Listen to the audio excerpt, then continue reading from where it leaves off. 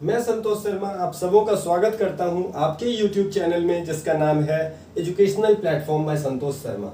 इस चैनल के माध्यम से मैं कोशिश करूंगा कि क्लास 6 से लेके क्लास 12 तक के सारे बच्चों को कुछ बेनिफिशियल बातें मैं बता पाऊं और हर उस गवर्नमेंट एस्पिरेंट के लिए, हर उस स्टूडेंट के लिए जो कि गवर्नमेंट जॉब के एस्पिरेंट है, उनके लिए भी मेरा क्लास कुछ हेल्पफुल हो पाए। इस दिशा के लिए मैं काम करूंगा, इस वे के लिए मैं काम करूंगा।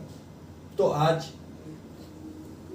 बेसिकली हम ये पढ़ने वाले हैं कि किस तरीके से प्राइम मिनिस्टर को चुना जाता है, किस तरीके से प्राइम मिनिस्टर को अपॉइंट किया जाता है।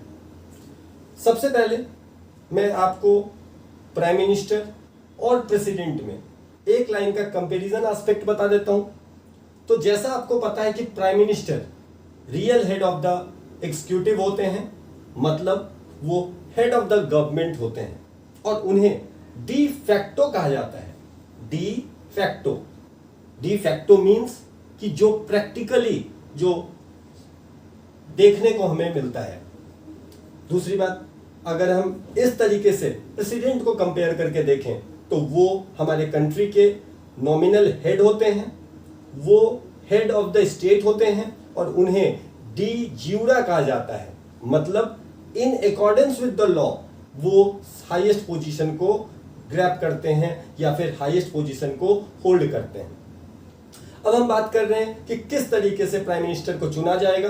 तो कॉन्स्टिट्यूशन में, इंडियन कॉन्स्टिट्यूशन में कोई स्पेसिफिक प्रोसीजर नहीं मेंशन है कि किस तरीके से प्राइम मिनिस्टर को चुना जाएगा, लेकिन आर्टिकल 75 इस बात को जरूर स्पेसिफाई करता है कि उन्हें अपॉइंट किया जाएगा प्रेसिडेंट के द्वारा। लेकिन ऐसा नहीं है कि प्रेसिडेंट किसी को भी एज अ प्राइम मिनिस्टर चुन ले। बेसिकली जब भी लोकसभा का इलेक्शन ओवर होता है उस समय वो लोकसभा के मेजॉरिटी पार्टी को बुलाते हैं और उन्हें प्राइम मिनिस्टर बनने का ऑफर दिया जाता है। और अगर सेकेंड फेज है कि उन्हें बाद में कॉन्फिडेंस सिद्ध करना होता है पार्लियामेंट में कि क्या मेंबर ऑफ पार्लियामेंट 50% से ज्यादा मेंबर ऑफ पार्लियामेंट उनके अपॉइंटमेंट से संतुष्ट हैं या नहीं है। पहले उन्हें प्राइम मिनिस्टर बना दिया जाता है और बाद में उन्हें अपने कॉन्फिडेंस को सिद्ध करना होता है पार्लियामेंट के फ्लोर पे। इसके बाद एक लाइन और बता देता हूं कि बाद में प्रेसिडेंट प्राइम मिनिस्टर के एडवाइस पे काउंसिल ऑफ मिनिस्टर्स का चुनाव करते हैं और काउंसिल ऑफ मिनिस्टर्स बेसिकली कौन होते हैं, जो असिस्ट करते हैं फर्दर प्राइम मिनिस्टर को अलग अलग उनके काम को पूरा करने में। तो बेसिकली आप इस बात को, काउंसिल ऑफ मिनिस्टर को आप डिपार्टमेंटल हेड्स के रूप में भी देख सकते हैं। एक दूसरा कंडीशन, जब किसी भी पार्टी के पास मेजॉरिटी नहीं है तो उस समय में लार्जेस्ट पार्टी या फिर जो भी कोलिशन पार्टी होता है, कोलिशन पार्टी को एक बार एक्सप्लेन कर देता हूं कि कोलिशन पार्टी वो सिस्टम होता है जब दो या दो से अधिक पार्टी एक साथ आके सरकार बनाने का कोशिश करता है। तो उस केस में जब किसी भी पार्टी के पास मेजॉरिटी नहीं होता है तो उस कंडीशन में जो लार्जेस्ट पार्टी होता है या फिर लार्जेस्ट कोलिशन पार्टी होता है उसे प्राइम मिनिस्टर, उसके लीडर को प्राइम मिनिस्टर बना दिया जाता है और आने वाले एक महीने में, मींस उस कोलिशन पार्टी के लीडर को या लार्जेस्ट पार्टी के लीडर को जिन्हें प्राइम मिनिस्टर बनाया गया है, उन्हें आने वाले एक महीने के अंदर अपने कॉन्फिडेंस को सिद्ध करना होता है पार्लियामेंट में। और ऐसा पहली बार भारत के इतिहास में पहली बार 1979 में हुआ था, जो उस समय के प्रेसिडेंट नीलम संजीवा रेड्डी थे, उन्होंने चौधरी चरण सिंह को अपॉइंट किया था इस प्रोसीजर से। चौधरी चरण सिंह का चुनाव जो नीलम संजीवा रेड्डी ने 1979 में किया था, वो तब किया गया था जब जनता पार्टी गवर्नमेंट मोरारजी देसाई की लीडरशिप में फेल हो चुका था। और ये तो दो तरीके का बात मैंने आपको बता दिया, एक जब कोई पार्टी मेजॉरिटी में है और दूसरा जब कोई पार्टी मेजॉरिटी में नहीं है। तीसरा एक और कंडीशन होता है जब प्राइम मिनिस्टर का चुनाव होता है। वो तीसरा कंडीशन ये है कि जब जो वर्किंग प्राइम मिनिस्टर हैं जब उनका देहांत हो जाता है।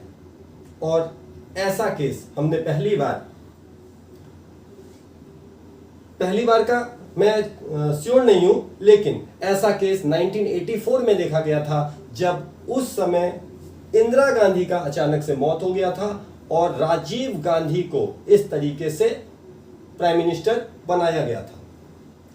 और उस समय राजीव गांधी को as a caretaker prime minister बनाया गया था प्रेसिडेंट के द्वारा। बाद में राजीव गांधी को कांग्रेस पार्टी ने हर तरीके से सपोर्ट किया और उन्हें as it is prime minister बनाए रखने की बात स्वीकार कर ली। तो फिर Rajiv Gandhi as it is prime minister के रूप में कंटिन्यू रहे।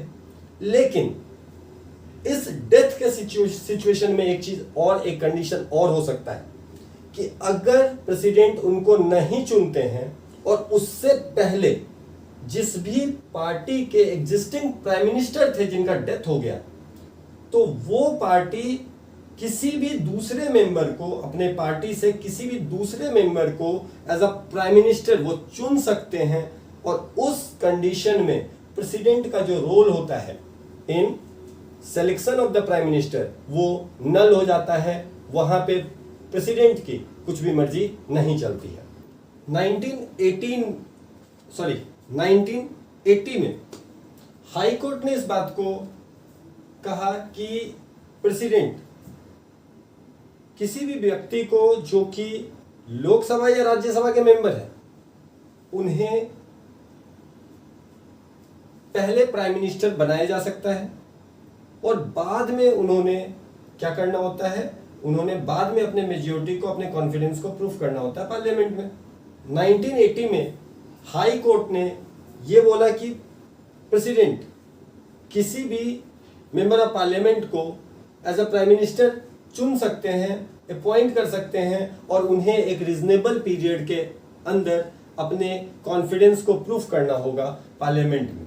और इस तरीके से सबसे पहली बार चरण सिंह 1979 में चुने गए, वीपी सिंह 1989 में चुने गए, चंद्रशेखर 1990 में चुने गए, पीवी नरसिम्हा राव 1991 में चुने गए, अटल बिहारी वाजपेयी 1996 में चुने गए, एचडी देवेगौड़ा 1996 में चुने गए, आई.के. गुजराल, इंद्र कुमार गुजराल 1997 में और फिर से एक बार अटल बिहारी वाजपेयी 1998 में चुने गए।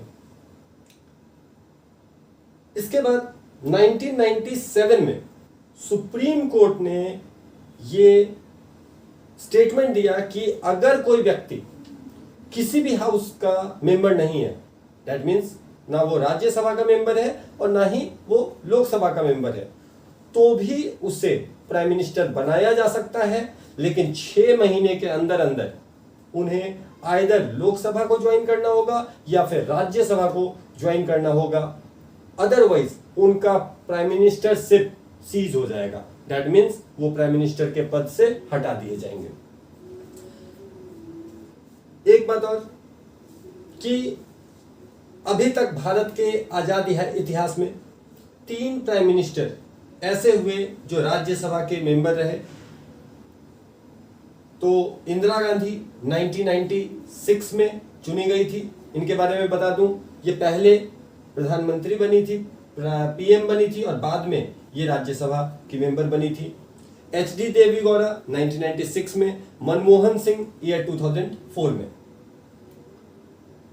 यहां पे क्योंकि हमने जो अपना लोकसभा का सिस्टम लिया हुआ है, राज्यसभा का जो सिस्टम लिया हुआ है, वो हमने ब्रिटेन से लिया हुआ है। ब्रिटेन में ऐसा ही कुछ फॉलो होता है। तो यहां पे प्राइम मिनिस्टर के चुनाव से रिलेटेड ब्रिटेन के साथ कंपेयर करके एक बार मैं आपको बता देता हूं कि ब्रिटेन में जो प्राइम मिनिस्टर होंगे वो हमेशा लोअर हाउस से ही लिए जाएंगे, जिस लोअर हाउस को ब्रिटेन में हाउस ऑफ कॉमन्स कहते हैं, जबकि इंडिया में ये लोकसभा या राज्यसभा कहीं के भी मेंबर हो सकते हैं। दूसरी बात, प्राइम मिनिस्टर अपने पोजीशन पे तब तक कंटिन्यू रहते हैं जब तक उनका कॉन्फिडेंस पार्लियामेंट में होता है। एक बार अगर वो अपने कॉन्फिडेंस को खो देते हैं पार्लियामेंट में तो उन्हें रिजाइन करना होता है या फिर उन्हें हटा दिया जाता है। आज के लिए बस हम इतना ही करेंगे। इसके अगले क्लास में मैं किसी नए टॉपिक के साथ आपको कुछ एजुकेट करने का कोशिश करूंगा। Thank you.